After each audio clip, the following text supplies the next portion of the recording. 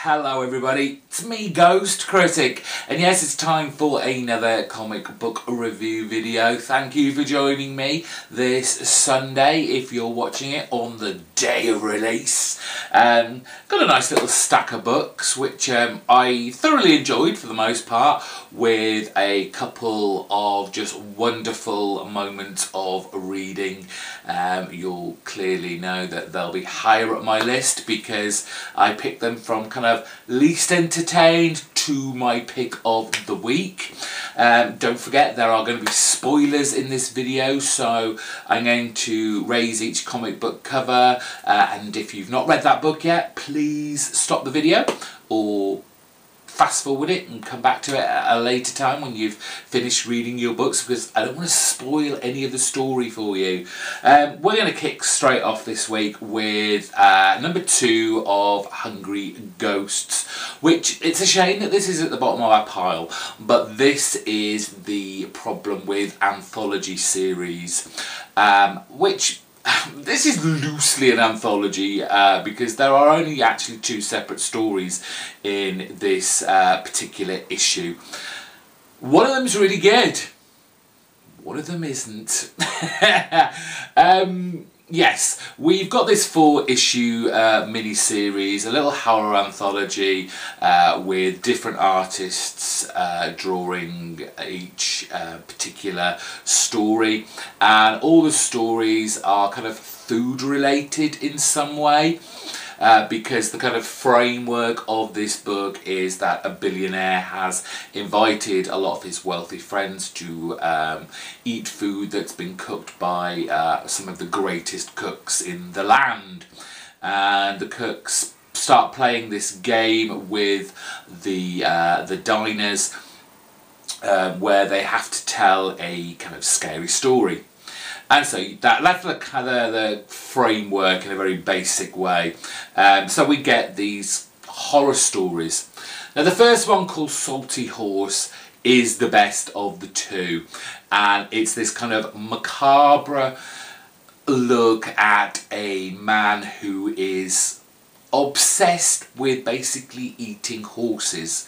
We're not just talking the kind of the meat of the horse, we're talking the horse in pretty much, bar its bones, its entirety, eyes and all. And he lives on this estate, and he's got all these horses, thoroughbred breeding horses, and gradually he has this insatiable appetite for these horses, and he gets them cooked in all manner of ways, and his appetite just doesn't seem to subside, to the point where he has no more horses left apart from this very last one, which is kind of old and tough and probably not very appetizing. And you get this, it's just vile kind of, display of the horse there in pretty much all its entirety, despite the fact it's been cut up. But then you get this next page of him kind of ravenously devouring the whole of the horse in one sitting. And then of course, because there's no more horses left, you know the story's coming to an end, and this is where the old horse comes back to haunt him. He's seen this horse that he's just eaten, he's seen the whole of basically his family, his other horses die just to kind of suppress his appetite. It's a really great little story that I liked, and of course the spirit of the horse goes into the guy and basically makes him have a horrible life. But that was the great story. The artwork is lovely by Leonardo Manco, suitably dark, suitably macabre, and a really great kind of horror story. Then we came to the heads. The heads are, the artwork isn't actually that bad, as you will see from Mateus Santaluca. Cool. But the story is kind of, I guess, trite and cliched. A cook, a kind of an apprentice cook, loses his job because the business closes down. He's down on his luck. Some random stranger invites him to come and stay with them, and you have this kind of family of, well, to this guy who's the one on the front, by the way, on the front cover. They're a strange lot. You just have to look at them. I mean, the fact that a stranger invites you into his home, but then you look at all these people and they look shifty. You'd be out there straight away. And of course there is something wrong with them. In the middle of the night he hears noises as he's trying to sleep in this house, and all of these people are in the kitchen, but they're either slumped over tables or on the floor, and they don't have any heads. Now, it's not that they've been chopped off, there literally is kind of like now a mound, because all the heads have come apart and are living independently and are looking for something to eat. Of course, the only thing to eat is this poor guy who's staying in this kind of villa house. But there's this idea that if the heads can't find the bodies, and can't reattach themselves within a given time, then they die.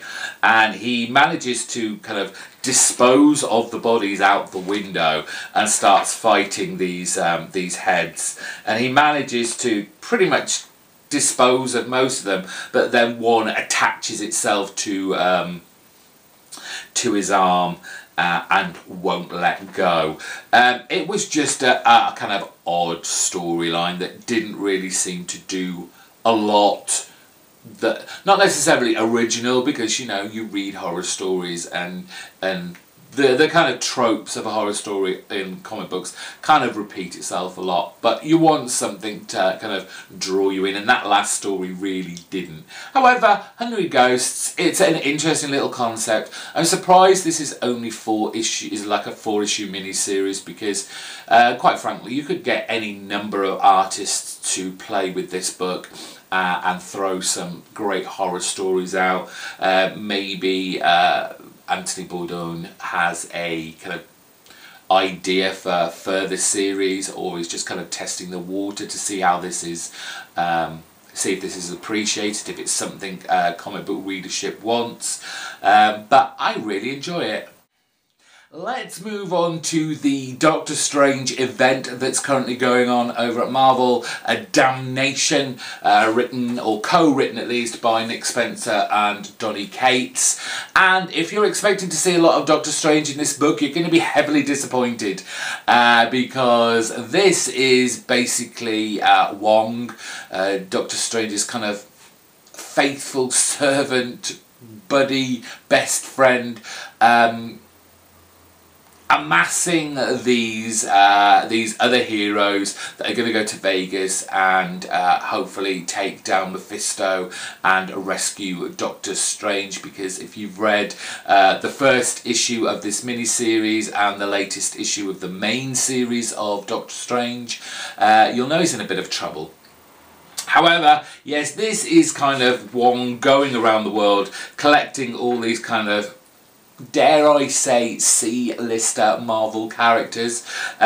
He picks up Blade, the vampire killer, Elsa Bloodstone, who's kind of a monster hunter, Danny Rand, the Iron Fist. There's this strange bit, and maybe I'm missing something. I think this is something to do with the kind of Warren Ellis storyline, but there's a bit with Moon Knight, or rather I should say Mr. Knight, because he's going around asking if they'll come and join us, and it says in this panel here, Moon Knight out, but Mr. Knight is in. And I just thought, well, but isn't that the same character? I'm missing something there. Brother Voodoo, Man Thing, they all decide whether they want to go or not, and then you come to Ghost Rider, who gets a big chunk in here, and I think for some reason Ghost Rider is going to be kind of integral to this storyline. He's an interesting character, Ghost Rider. I kind of dipped in and out over the many years of my comic book reading, but it's not a character that generally gets a series that lasts for quite a while. It's a kind of 8 to 12 mini maxi series that they get. But yes, it's very wordy, this issue. There's lots of talking, discussing how they're going to approach Vegas and how they're going to try and take down Mephisto. And it's not until the kind of last few pages that we actually get to Vegas and the fighting all begins. They're kind of fighting off all the demons and such, and then of course you get the final reveal. I mean, it's been spoken about at the beginning of this issue, and we saw it at the end of Doctor Strange, where the Avengers who were already there have all been kind of Ghost Ridered up, I guess you call, and then we see right at the end that perhaps Doctor Strange has been possessed, taken over by the Ghost Rider essence.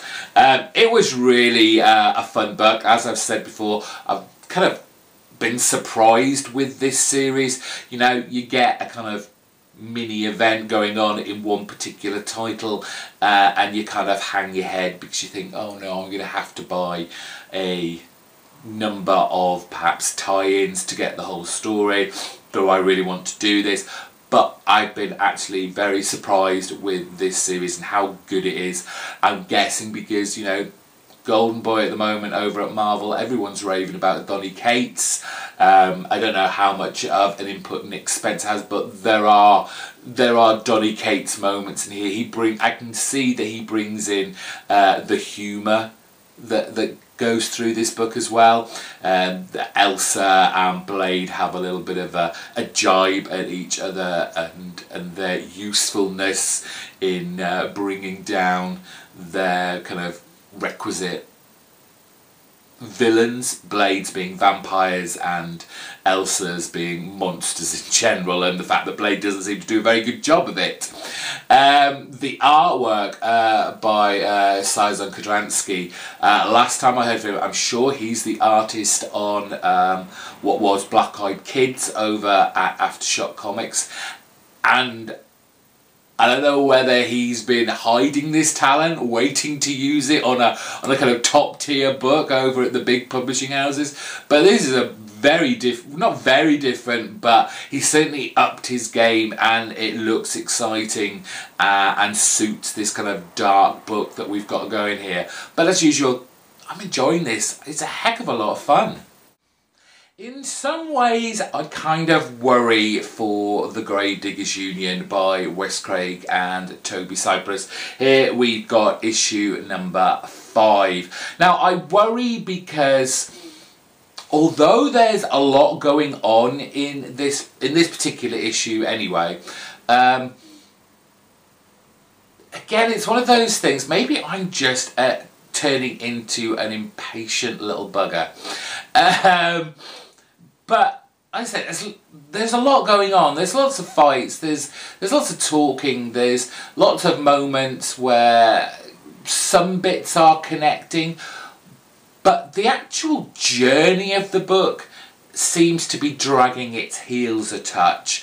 This gang of gravediggers that have kind of come together to go and find this one guy's daughter, and kind of traverse this land of kind of vampires and demons and ghosts and all the kind of supernatural heebie-jeebies. They seem to be taking their damn time. As they go and they try and infiltrate this big mansion where kind of a millionaire playboy is having a party, but he's actually upstairs having sex with pretty ladies. Ugh, how the other half live. But And you get the zombies, these souped up zombies. There's a big action scene. On the flip side, the daughter that they're all looking for, who's part of this dark cult, she's trying to kind of get answers, and it all seems to be leading to something, this white monkey that we always get glimpses of in the first couple of pages that are drawn by Wes Craig. But there's something... It's not missing. It's not missing because it's a fun ride, and you know, we're 3 books down, and so I've got to have enjoyed it quite a bit for it to be so high up in the reading order. But there's just something pacing. Another thing that concerns me, and it's interesting, you know, it was one of the guys at the comic book store said to me that, and I've used this analogy before to you guys, but it is like BPRD but for the working class. And that's kind of taken on, I don't know whether I've just got that in the back of my mind now, but it's starting to filter through. There's a little caption as they're kind of these alien, well, monstery type characters are going along, but there's this character just here, it's coming out of the woods in a deadly way, but that is such a kind of BPRD inspired character from kind of like the Plague of Frogs run, and it's almost frog looky likey. So it's quite interesting that even before the kind of book started, or at least the first issue, that one of my comic book guys had said, you know, it's very BPRD-ish, and there are elements there of it now. And I don't want it to fall over into that that kind of milieu and just be itself, because Wes Craig and Toby Cypress, they're great creators in and of themselves, and they don't need to kind of pay homage to other books. But again, Grave Diggers Union, great little horror title over at Image, and I shall continue to read it.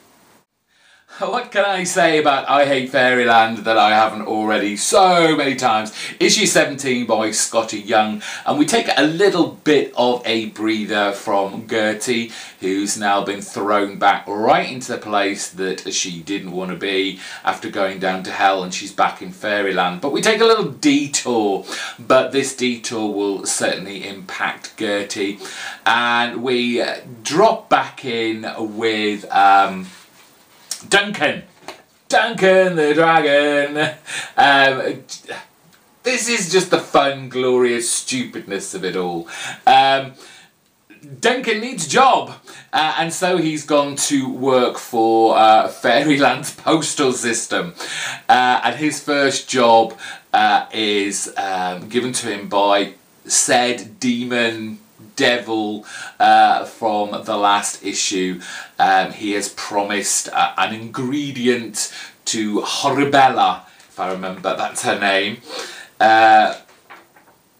Yes, Horribella has been promised an ingredient to make a decidedly nasty potion that's going to raise this creature, this person, who is going to destroy all of Fairyland, and in turn she hopes Gertie too. And again, it's just that colourful, vibrant, ridiculous, over-the-top comic book fun. I adore reading this book. It's just not a light relief, but it's a relief nonetheless from the seriousness of all the rest of the books, and with that kind of Scotty Young cartoony vibe to it, it just kind of brings back kind of Saturday morning cartoons, but in a more adult kind of way. Fantastic book. If you're not reading this, you should be, just because of the fun.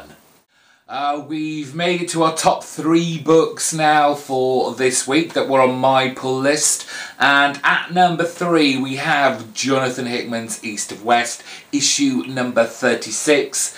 After taking another of his infamous hiatus, we're back.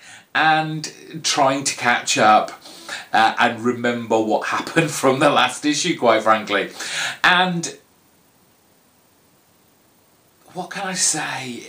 It's always damn good, but it just takes that kind of extra effort, I'd say, to remember, or perhaps go back and reread the last issue to kind of catch yourself up to this undoubtedly great story that Hickman has kind of slowly been drip feeding us, of a kind of civil war between all these different kind of tribes and populations and states of this kind of American influence land, I guess. And it's here that we see the overtaking of this one state by, I think his name's Crow. He's kind of a kind of Indian-inspired character, and the final kind of toppling of this city, a city that has had this spell, I guess, put on it where, because he's a pure blood of his tribe, he can't actually set foot within this. So what does he do? Sends in a big bomb to explode all the kind of the bones that are creating the spell, so he can now enter the city and eventually take it over. And there is this kind of wonderful, again, macabre looking monster as he does his kind of procession into this city to address the population, to advise them that he's now the ruling body, which upsets quite a few people. One particular woman vocally expressing her disappointment in this, as the actual population, the kind of the working class, so to speak, were already trying to fulfill this revolution and topple the government of this city, and it's kind of been, their efforts have kind of been usurped in a way by this invading force. We kind of drop in on the three horsemen of apocalypse, who are still looking out for Death and his son, and there is a kind of touching scene right at the very end between Death and his son as he asks about his mother and exactly what she's like. And it is a kind of like nice touching little moment, but there are so many kind of seeds in this book. This isn't a title that you could easily just drop into. You have to have read everything that came before it and kind of try and make sense of all the backstabbing, the double agendas, the kind of fake outs, the political leanings. It's all in there and all wrapped up in the gorgeous Dragotta and Martin artwork and colouring. A fine book to have in anybody's collection. So what didn't quite make it to my pick of the week? And it was so close, but just pipped at the post, unfortunately, but it was still an amazing book. It's The Highest House from Mike Carey and Peter Gross. This kind of oversized magazine beauty from IDW. First issue of the 4-issue miniseries. And when as I was reading it, and certainly when I got to the end of it, I was like, I've got The Unwritten back again. How fantastic is that? And of course, it's Mike Carey and Peter Gross, and they obviously have this vibe between themselves. It's set in a fantasy genre land, so the kind of comparisons are not hard to see. But it feels nice. I missed The Unwritten. The Unwritten was such a great kind of series over at Vertigo at DC. But let's talk about The Highest House, which is a beautiful book. I mean, Travis of Oddfellow's Thoughts mentioned just the cover. It's got this kind of almost kind of embossed front cover. All the chains are kind of raised and the glossy bit along with. And this is what confused me about the character. I mean, to be honest, that to me looks of the feminine gender. Apparently not. It's a young boy, and yes, there's that kind of whole growing into your looks, I guess. But it's a beautiful cover. These blues, a gorgeous cover by, I've got to keep reading their name because I only mess it up, Yuko Shimizu. He used to do all the unwritten covers, and they're glorious. I love these. And then inside you get the this staple kind of Peter Gross kind of artwork. And yes, we're in the kind of fantasy genre here, and we have this kind of dignitary that comes to this village to basically buy slaves for his the family that he works for.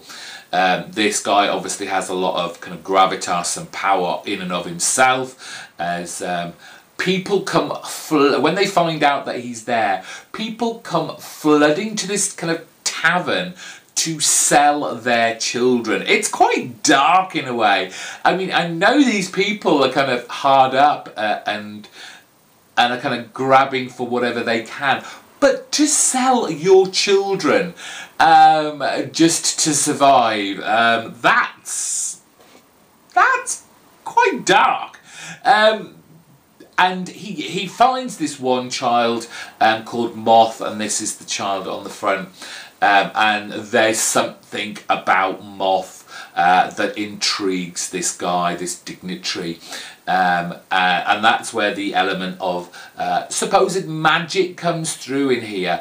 And there are hints of something within Moth that is different from all the rest. So as they're making their journey towards this huge kind of mansion, fort type building, the dignitary takes aside Moth, and you start learning about this world. And that's a great thing that Mike Carey does in this book, is the world building in a kind of almost kind of bookish way, because Mike Carey is known for his novels as well. We kind of get the story of this land, the back history of where he's from, where he's taking Moth, why this is all happening, and you know, with some nice pretty artwork as well.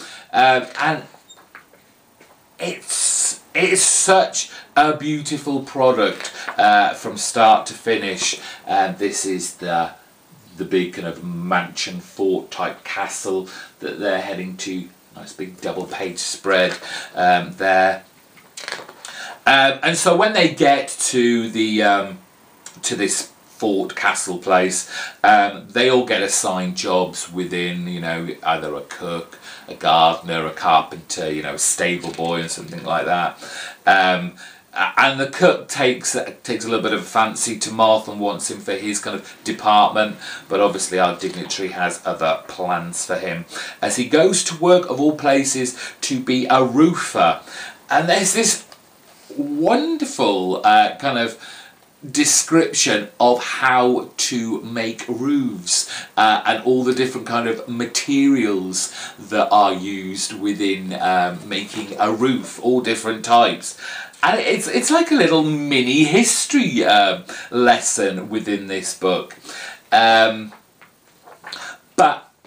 it's gearing up to be something really nice, really special, and we're going to hopefully see these perhaps magical powers that Moth has within them, why the dignitary wants him so much.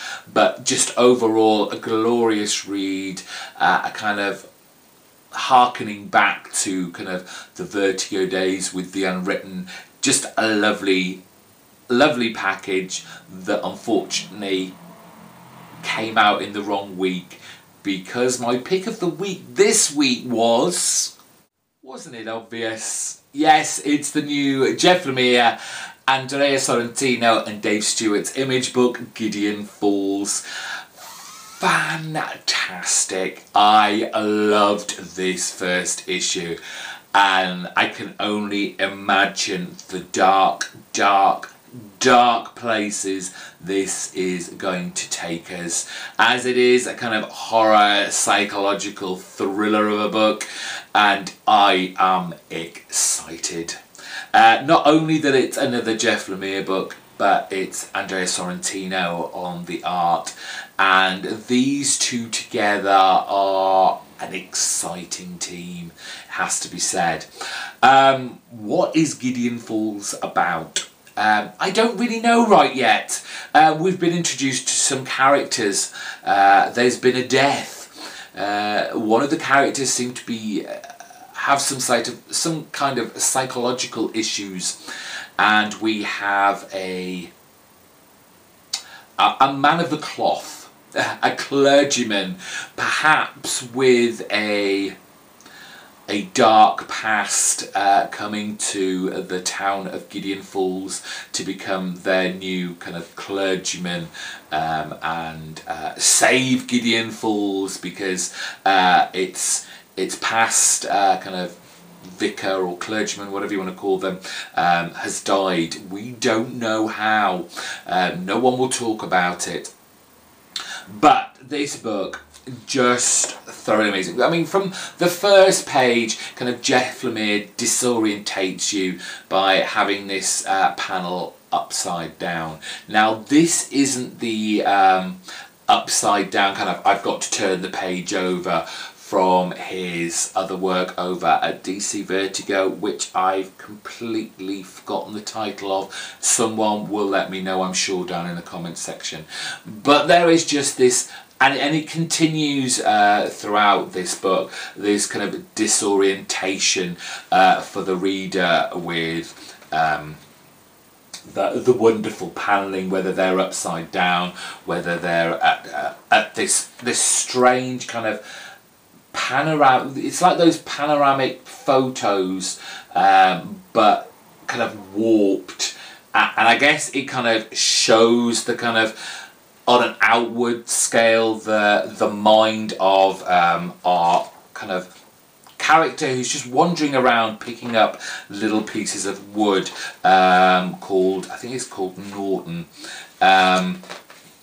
He has this stack of shelves of jars with kind of little pieces of wood and nails in them, and I mean, throughout the book it certainly has a religious tone to it. You know, there's the reading of the Lord's Prayer, a section of it at the very beginning. Obviously we have this clergyman coming to Gideon Falls and taking over this new congregation. So the religious vibe is there, and by the end, I've read this now a couple of times, and it's not something I do a great deal, but when the book is as good as this, and I want to kind of make sense of it, or make my sense of it for now, from the first issue, you know, ideas start popping around in my head. And there are all these bits of wood that he's finding. They're like little shards, and while Norton doesn't know whether this is actually a message from like God, or, you know, a vision from God, and that maybe everything he's doing is an act for the devil, these pieces of wood keep giving back in my mind, and I thought, what are these pieces of wood for? There are so many of them, and then I kind of went, well, he's going to put them all together and he's going to make this cross. And then I filtered it through my head again, and I was like, well, okay, that's a bit obvious because of the religious overtones. But then when Norton is in one of his kind of psychological briefings with his psychiatrist, you know, he comes to the idea that, oh, maybe this isn't God that's sending me this message, it's the devil.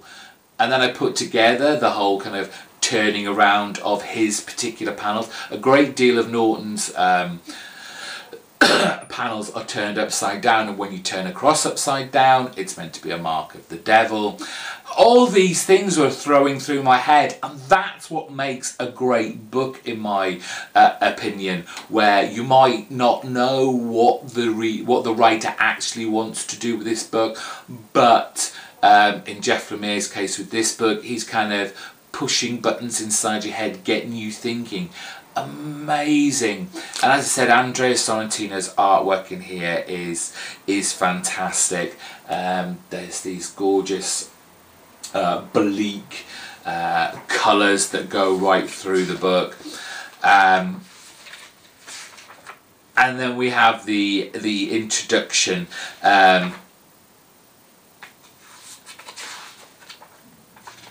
of, again, it's the split between the story of this clergyman and Norton, and how Norton's stories, when juxtaposed with the religious guy, is always turned around. It's always upside down. The clergyman wakes up in the middle of the night to kind of like the ghostly figure of the pastor clergyman, who leads him away out into the cornfields. And as we're getting to these cornfields, we have this wonderful double page where we watch the clergyman go out into the cornfields, but underneath, but upside down, is Norton narrating his visions and trying to make sense of them, and that it has all to do with this barn.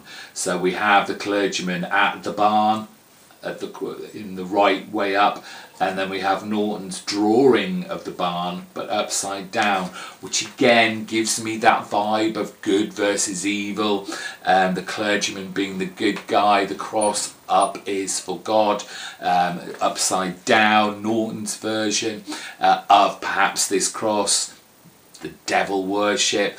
So much. I won't spoil the last page, the kind of cliffhanger to this. I do want as many people to go out and enjoy and soak up another major hit from Jeff Lemire. Just such a fantastic book. I'm going to go back and reread this again. It's that good. It's not often that I get very excited about a book. There's books on the horizon that I go, oh, yeah, I'm kind of excited for that. But when a Jeff Lemire book comes up, when it's that kind of horror-y psychological stuff, my excitement meter goes up and up and up, and I just can't wait for the next issue. You should be buying at least this one and getting anticipated for issue 2. And that's it for this week. Thank you so much for tuning in with me. Don't forget to hit the subscribe button if you're new to my channel. Give this video a big thumbs up, and leave me lots of comments down there, and I will chat away with you as often as I can. Thank you again for joining me. I will see you very soon. Bye bye.